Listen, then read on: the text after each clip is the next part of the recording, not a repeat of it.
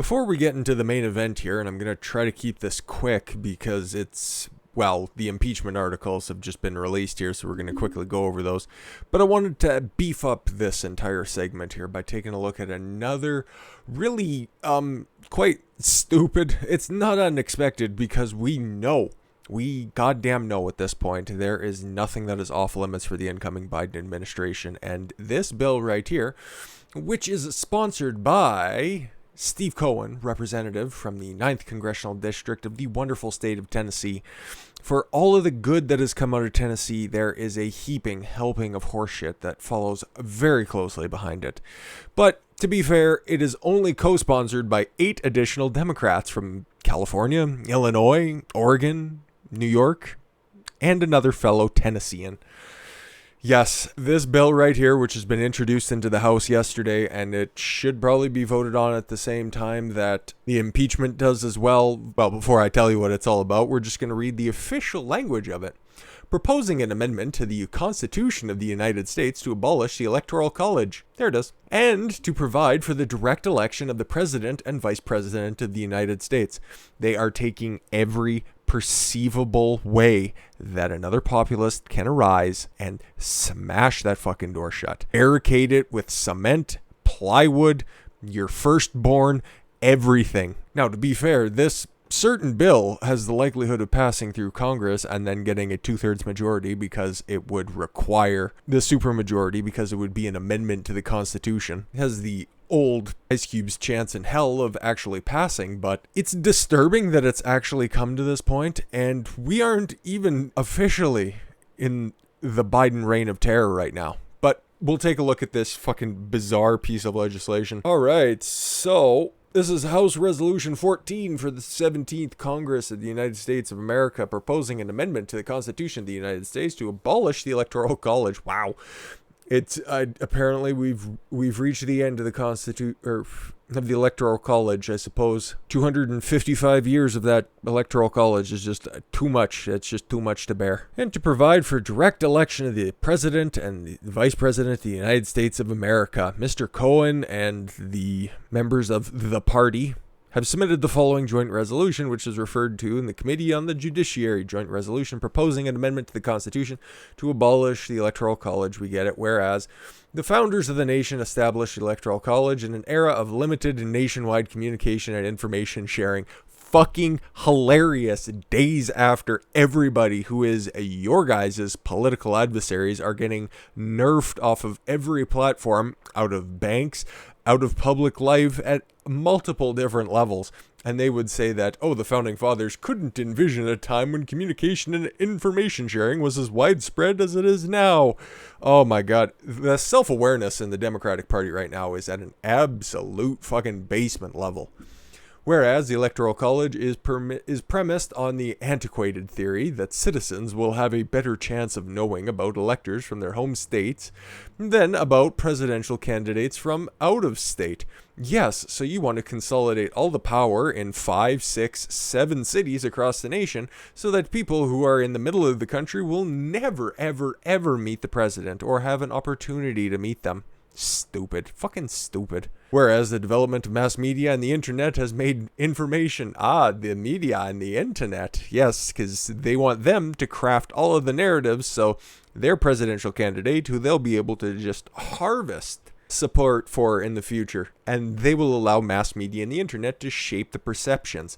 Now, just because I said that this bill has a less than 0 opportunity of passing doesn't mean that they can't make a couple of tweaks and this won't get put through again, because all of those bills that go through always have stupid shit like this in it. But I think this is one of those very important things that won't be in like page 3089. Anyways, let's try and continue through the rest of this without evacuating our brains out of our left ears. Citizens now have a far better chance of knowing about out-of-state presidential candidates than about presidential electors from their own home state. I see what you're trying to do there. You're trying to appeal to the other side by invoking the name of the electors. I see where you're coming from. Whereas Thomas Jefferson wrote, I'm sure this won't be taken out of context, I am not an advocate for frequent changes in laws and constitutions. Yes, but laws and institutions must go hand in hand with the progress of the human mind. There it is. As that becomes more developed, more enlightened, as new discoveries were made, new truths discovered, and manners and opinions change, and the change of circumstances, institutions must advance to keep pace with the times. An overwhelming percentage of the population believes in the Electoral College. It is just a bunch of fringe institutionalist maniacs who want to abolish it. And I added in that institutionalist part because it's the Eric Holders of the world, your squad members of the world that want the Electoral College abolished because, oh, we won the popular vote. Yes, because Chicago, New York City, Los Angeles, Houston, all voted Democrat. And you just want to seize on the power of the mob. And they're taking this out of the context of, Thomas Jefferson said that everything should move along with the progress of humankind. Well, you need to have a consensus when it comes to that. Something of this magnitude should be put directly in front of the people in the form of a referendum. But then again, I'm not running in some gerrymandered district in order to get a tenuous grasp on some sort of hyper-partisan position. Anyways, here's what they present. The rest of their logic is fucking flawed is the nicest way I can put it. Section 1, the president and vice president shall be elected by people of the several states and districts constituting the seat of government of the United States. Yes, people already from the several states of the United States vote to elect the president. What are you proposing to change here, moron? The electors in each state shall have the qualifications requisite for electors of the most populous branch of the legislature of the state, although Congress may establish uniform age qualifications. Okay, so they want more states' power. I don't like the fact that they want popular vote from each state. I would much rather, like I've stated before, have the Electoral College expanded to each state and pick electors based on the popular vote of each different county, but another topic for another time, I suppose. Each elector shall cast a single vote for two persons who have consented to the joining of their names as candidates for president and vice president. Okay, nothing's changed. No elector shall be prohibited from casting a vote for the candidate of the president or vice president because either candidate or both are inhabitants of the same state as the elector. Okay, you're not changing anything there. The pair of candidates having the greatest number of votes for president and vice president shall be elected. That is where they're getting rid of the popular vote and the Electoral College being separate, just being one and the same. The times, places, and manner of holding such elections and entitlement to inclusion on the ballot shall be determined by Congress. Great, they can't even figure out how to deal with a man cosplaying as a fucking farm animal, but they're just going to go ahead and set the different times of elections. Understandable. The Congress may, by law, provide for case of the death of or any other disqualification of any candidate for president or vice president before the day on which the president-elect or vice president-elect has been chosen for the case of a tie in any election. Yeah, that'd be nice to figure out what the hell you do after a person wins the election and if they die in between the two. It's never happened. It's come close on a few occasions because there's a few presidents in the, like the 20s or the 30s range that ended up dropping dead, weeks, and in one case a couple of months after winning the presidency. But one also had his inauguration outside when it was raining and then died of pneumonia. I'm pretty sure I got that one right. It's fucking hilarious. You look back at some of those old shitty presidents that really didn't do a goddamn thing. And meanwhile, those same screeds will be telling you that, oh, those people don't matter, but Trump is the worst president ever. Yeah, we got it. You're just partisan hacks. And that's the all intents and purposes of this is, and it would take place, it will never pass, but it would take place the 1st January following one full year, blah, blah, blah. So what they're calling for is there's a small cabal of states, like California, Colorado, the Interstate Compact that is calling to put all of their electors, the winner of the national popular vote, which is functionally retarded. They're all Democratic states, so they would pretty much always go to the Democrats anyways. But taking the power directly out of the hands of your citizens in each of those states and then just putting them to wherever the majority of the cities vote is, I can't even think of a clever analogy. That's just really fucking dumb. So beware that House Resolution 14 for the 117th Congress is on the table, and it would have to get, like I said, a supermajority because it would be an amendment to the Constitution. So it won't pass. It's not likely to pass, but you should definitely 100% know about their first attempt at getting rid of the Electoral College. I chiefly expect something about the Supreme Court coming very shortly. But we got to get to something that's going to be voted on tomorrow because we have the official 4-page document that is going to be getting rid of President Donald Trump. It's impeaching him for a second time. and it's not going to go through Senate. Even though in the previous article, or rather in the previous video that I did, Mitch McConnell's very happy, apparently according to the New York Times, about the impeachment process. But oh boy, is this just as stupid as the previous House resolution. But we're going to go through it and unfortunately debunk a bunch of it going through, because it's all predicated on lies, like a lot of the Democrats' policies and the previous impeachment attempt. Anyways, resolved that Donald John Trump, President of the United States, is impeached for high crimes and misdemeanors. Okay, which ones? And the following article of impeachment are exhibited to the United States Senate. Articles of impeachment exhibited by the House of Representatives of the United States of America in the name of itself and of the people of the United States of America against Donald J. Trump, President of the United States, and maintenance and support of its impeachment against him for high crimes and misdemeanors. Okay, Article 1. The Constitution provides that the House of Representatives shall have sole power of impeachment, and that the President shall be removed from office on impeachment of and conviction of, so he has to be impeached, and then he has to be convicted by the Senate before he is removed. Treason. Can you think of any opportunity that has crossed Trump's path for him to commit treason? No. Bribery. That's one of the benefits of being a billionaire. Yeah, can't really be bought off. Or other high crimes and misdemeanors, which is one of those lovely things, like how Twitter, Facebook, Google, all of those wonderful big tech cabals like to use the little section on 230 that says, and I'm paraphrasing here, illegal content and other such content. They use that other such little line there at the bottom, and then they just yeet conservatives left, right, and center. And that's what they're doing here with other high crimes and misdemeanors. Let's see what their case is. Nothing more to say. In his conduct of the office of the President of the United States and in violation of his constitutional oath faithfully to execute the office of President of the United States in the best his abilities, preserve, protect, and defend the Constitution of the United States, and in violation of the constitutional duty to take care of the laws faithfully executed. We get it. On January 6th, here it is, 2021, pursuant to the 12th Amendment to the United States Constitution, the Vice President of the United States, the House of Representatives, and the Senate met in the United States Capitol. Yes, we got it. Shortly before the joint session commenced, President Trump addressed a crowd of his political supporters nearby on the ellipse.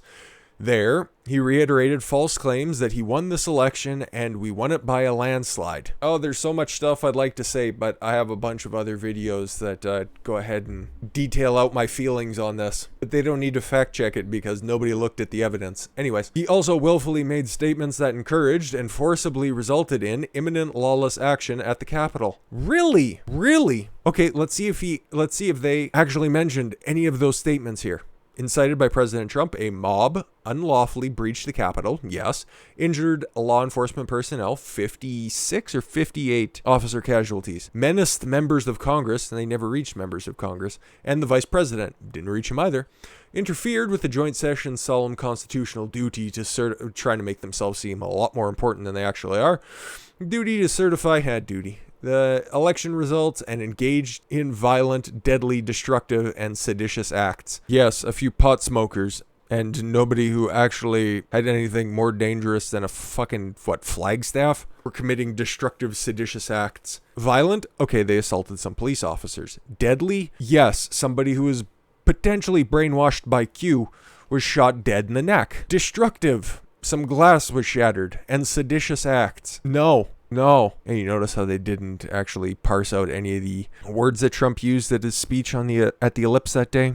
No, because there was nothing objectionable about it. Okay? So you know what? If you're going to go through all of this rigmarole to impeach a guy who has just a little better of a week left in office, you should probably get all your ducks in a row. But at least we get these articles of impeachment, unlike the last time when people were asking Nancy Pelosi for the proof, and she's like, no, I'm not going to give you that. And everybody was just like, stunning and brave, Nancy. Anyways, President Trump's conduct on January 6th was consistent with his prior efforts to subvert and obstruct the certification of the results of the 2020 presidential election.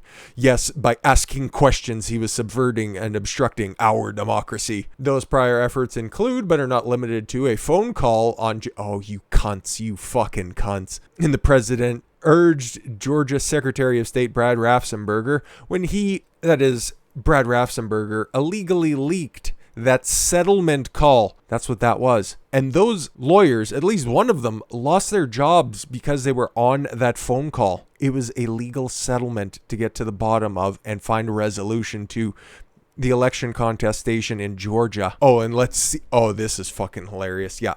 Secretary of State Brad Raffensperger to find, the only word that they pull out of that, enough votes to overturn the presidential election. Didn't give you any other proper context. I did a 45-minute breakdown of the entire call and also linked to a transcript of that too. So if any of you other fucking smooth brains out there, like one lady said that, a comment from the other day. Oh, Trump slandered Dominion in that phone call. No, he didn't. He asked about parts from a machine getting replaced and put back. That was it. Fucking dolt. Let's just see if she was actually a part of writing this stupid thing up. But yeah, so they're going to go ahead and use an illegally leaked phone call, which, fine, fucking use it. There was nothing objectionable about it. Might actually get some of those numbers out of the Secretary of State's office from Georgia. In all of this, Trump gravely endangered the security of the United States and its institutions of government. Oh, because we worked really hard at this election. Democrats did, by the way. Read into that what you will. He threatened the integrity of the democratic system. There it is. There it is. Our system interfered with the peaceful transition of power. What, like saying there will be a peaceful transition of power? And imperiled a coordinated branch of government. Please. Fucking please. Just because some insurgents went up there and decided to neatly move the velvet ropes off to the side. Fucking blow me. He thereby betrayed his trust as president to the manifest injury of the people of the United States. Is that why his approval rating has gone up after the events at Capitol Hill? I'm wondering. Just asking for a friend. And yes, you'd expect a grand piece of legislation to be a little bit longer, but you can see Democrats, when they're actually wanting to do something, they can really make it succinct. Not necessarily good or factual, but they can, you know what, just distill everything down to 4 pages, where they could have just wrote, "Orange man bad, we want him gone" 1 week before. But in closing, wherefore President Trump, by such conduct, has demonstrated that he will remain a threat to national security, democracy, and the Constitution. Oh boy. That Constitution they don't care about, if allowed to remain in office, and has acted in a manner grossly incompatible with self-governance and the rule of law. Projection through confession.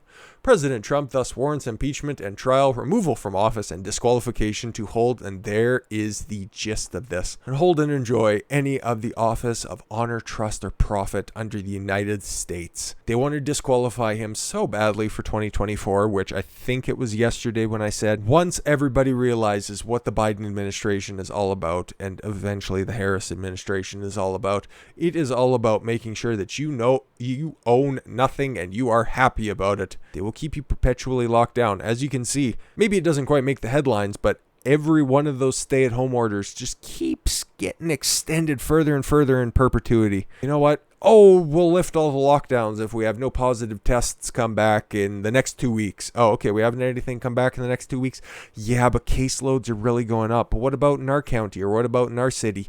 Yeah, in the entire state or province. Yeah, they just keep going up, so we just got to keep it going for at least 2 weeks. Oh, okay, so at the end of that, no, we got to keep it going further and further. Like I'll probably touch on in the next video here. We're going to take a specific look at Canada because Justin Trudeau picked his stupid toy poodle head up out of the ground to really fuck over the Canadian public. But as you can see, he is not alone in his conquest of making everybody poor and miserable, because the Democrats are really trying to take this forward. Now they're going to expedite it through the House. It'll probably sit dead on the doorstep in Congress, or in the Senate rather, but I wouldn't put anything past old Turtley Mitch. He's still kicking around the Senate, so I just don't think that they might get to 66, 65 votes, but I've been wrong before when I've been optimistic, so they're just so afraid, so goddamn afraid of anybody like Trump or even Trump running again, so they are sealing everything up tighter than a nun's box. The people who never should have got power, and now they are abusing it left, right, and center, and nobody is safe. Wish I could end on a up note, but that would just be disingenuous, so I'll leave you with a smile. How about that?